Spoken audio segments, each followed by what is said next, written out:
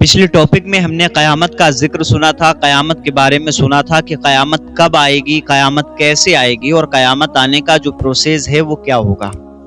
تو اس میں ہم نے یہ جانا تھا کہ محرم کی 10 تاریخ جمعہ کے دن قیامت آئے گی۔ حضرت اسرافیل علیہ السلام کو اللہ رب العزت نے سور پھونکنے کا جب حکم دیا اور وہ سور پھونکیں گے تو اس سمے قیامت آ جائے گی۔ زمین، آسمان، جن اور انسان، دنیا کی ہر چیز فنا ہو جائے گی، ٹوٹ پھوٹ کر کے بکھر ہو جائے گی اور اس کے بعد قیامت برپا ہو جائے گی۔ آج کے اس ٹاپک میں ہم اس سے آگے کی بات یہ جانیں گے کہ مرنے کے بعد زندہ ہونے کا مطلب کیا ہے۔ آپ نے سنا ہوگا کہ مرنے کے بعد ہمیں زندہ ہونا ہے، اور وہ کب زندہ ہونا ہے، کیسے زندہ ہونا ہے، اس کے بارے میں تھوڑا سا ہم جان لیتے ہیں کہ مرنے کے بعد زندہ ہونے کا آخر مطلب کیا ہے۔ جب بندہ مر گیا تو پھر وہ زندہ کیوں ہوگا، اور اگر زندہ ہی ہونا ہے تو پھر جو ہے مرا ہی کیوں۔ تو اللہ پاک نے قرآن پاک میں ارشاد فرما دیا، کل نفس ذائقۃ الموت، ہر جاندار چیز کو موت کا مزہ چکھنا ہے۔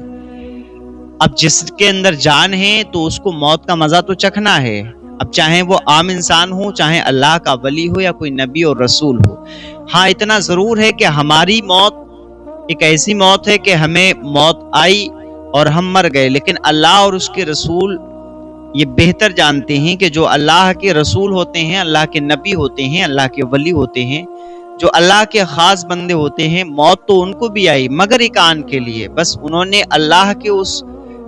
فرمان کے مطابق موت کا مزہ چکھا اور وہ پھر اپنی قبروں میں زندہ ہیں۔ اب یہ مرنے کے بعد زندہ ہونے کا مطلب کیا ہے؟ تو اس کا مطلب یہ ہے کہ جس طریقے سے سور پھونکنے کے بعد تمام چیزیں فنا ہو گئیں، انسان فنا ہو گئے، فرشتے فنا ہو گئے، زمین، آسمان، چاند، سورج، ہر چیز فنا ہو گئی، بکھر گئی، ٹوٹ پھوٹ کر ختم ہو گئی سور پھونکنے کے بعد۔ اب اللہ رب العزت دوبارہ حضرت اسرافیل علیہ السلام کو زندہ فرمائے گا اور حکم دے گا کہ دوبارہ سے سور کو پھونکا جائے۔ اب حضرت اسرافیل علیہ السلام دوبارہ سے سور کو پھونکیں گے، اور سور جیسے ہی آپ پھونکیں گے تو پہلے کی طرح انسان زندہ ہو جائیں گے، فرشتے زندہ ہو جائیں گے، ٹھیک ہے۔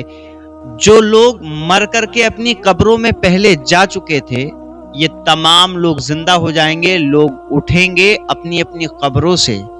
اور سارے کے سارے لوگ حشر کے میدان کی طرف اللہ رب العزت کی بارگاہ میں حاضر ہو جائیں گے۔ اسی کو کہتے ہیں کہ مرنے کے بعد دوبارہ زندہ ہونا۔ آخر یہ دوبارہ زندہ کیوں کیا جا رہا ہے؟ جب بندہ مر گیا تو اس کو دوبارہ زندہ کیوں کیا جا رہا ہے؟ تو آپ نے یہ سنا ہوگا کہ یہ دنیا دارالعمل ہے، اور دارالجزا جو ہے، روز جزا جو ہے حشر کا دن، اور دارالجزا جنت، سمجھ رہے ہیں؟ تو اس حشر کے میدان میں جب لوگ جمع ہو جائیں گے، جب لوگ اپنی اپنی قبروں سے نکل کر کے اللہ کی بارگاہ میں پہنچیں گے تو اللہ رب العزت ان لوگوں میں جو اچھے اور نیک لوگ ہوں گے، جو نیکی کرنے والے ہوں گے، پرہیزگار ہوں گے، اور جو برے اعمال کرنے والے ہوں گے، ان سے حساب لے گا، ان کے نامہ اعمال کو تولنے کا حکم دیا جائے، دیکھا جائے گا کہ کون اچھا ہے اور کون برا ہے، اعمال تولے جائیں گے، اور اعمال تولنے کے بعد کسی کے لیے جنت کا حکم ہو جائے گا، کسی کے لیے جہنم میں لے جانے کا حکم ہو جائے گا۔ بعض ایسے اس میدان کے اندر ہوں گے جنہوں نے دنیا میں تو بے شمار نیکی کی تھی،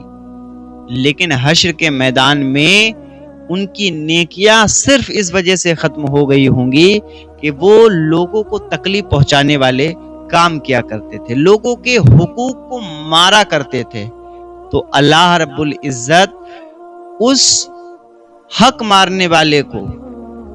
ایسی سزا میں مبتلا فرمائے گا کہ اس کے تمام نیک اور اچھے کام ان لوگوں کو بدلے کے طور پہ دلوا دے گا جن کے حق بندے نے مارے ہوں۔ اور یہ حق ہے، جنت حق ہے، دوزخ حق ہے، حساب کا دن حق ہے، اس کا انکار نہیں کر سکتے، اس کا انکار کرنے والا کافر ہو جائے گا۔ حشر کے میدان میں جہاں نفسی نفسی کا عالم ہوگا، اللہ رب العزت دوبارہ لوگوں کو زندہ فرمائے گا، سور پھونکا جائے گا، لوگ زندہ ہوں گے اور حشر کے میدان میں اللہ کی بارگاہ میں جمع ہوں گے۔ آخر یہ میدان کیوں، یہ میدان کس لیے سجایا جائے گا؟ اس میدان کا مقصد کیا ہے؟ تو اس میدان کا مقصد یہی ہے کہ جب اللہ نے قرآن میں آپ کو اپنے احکامات بیان فرما دیے، اللہ نے اپنے رسولوں کو بھیج کر کے آپ کو اپنے احکامات بتائے، آپ ان پر عمل کرتے، آپ ان پر چلتے، اللہ کے احکام کی پابندی کرتے، تب آپ کو اس حشر کے میدان میں اللہ کے احکام کی پابندی کرنے کی جو جزائیں ہیں وہ ملتی۔ لیکن نافرمانی کی اگر آپ نے، تو پھر اس میدان کے اندر آپ یہ دیکھیں گے کہ ان لوگوں کو جو نافرمان ہوں گے، جو اللہ کے راستے کو چھوڑ کر کے اپنی دنیا کی محبت میں غرق ہو کر کے اپنی زندگی تباہ کر کے اس دنیا کے اندر جو ہو رہا تھا اس کو دیکھ کر کے چل کے اپنی دنیا تباہ، اپنی آخرت کو تباہ کرنے والے کام کیے ہوں گے، تو پھر حشر کے میدان میں ان کے ساتھ اسی طریقے سے حساب لیا جائے گا۔ حشر کا میدان سختیوں سے بھرا ہوگا، مصیبتوں سے بھرا ہوگا، دھوپ شدت والی، پسینہ نہایت ہی بدبودار ہوگا، اور اس قدر پسینہ ہوگا کوئی گھٹنوں تک، کوئی ٹخنوں تک، کوئی کمر تک، کوئی ناک تک، کچھ ہوں گے جو اس پسینے کے اندر ڈبکیاں لگا رہے ہوں گے، کچھ ہوں گے جو اس پسینے میں ڈوب رہے ہوں گے، اور بدبو اس قدر اس کی ہوگی، اللہ اکبر۔ لیکن اسی حشر کے میدان میں وہ لوگ بھی ہوں گے جو نیک ہوں گے، ان کو نہ بدبو آئے گی، نہ پسینہ آئے گا، نہ ان کو وہ دن مشکل لگے گا، بلکہ وہ تو اس مشتاق کے عالم میں ہوں گے کہ اللہ اور اس کے رسول کا دیدار ہو۔ لہٰذا اچھے کام کیجئے اور اللہ رب العزت کے احکام کی پابندی کیجئے۔ مرنے کے بعد زندہ ہونا، اور جب تک ہم ابھی زندہ ہیں تو اس زندگی میں جو چاہیں کر لیں، دارالعمل میں ہیں عمل کر لیں، اس کی جزا ہمیں حشر میں ملے گی، قیامت میں ملے گی۔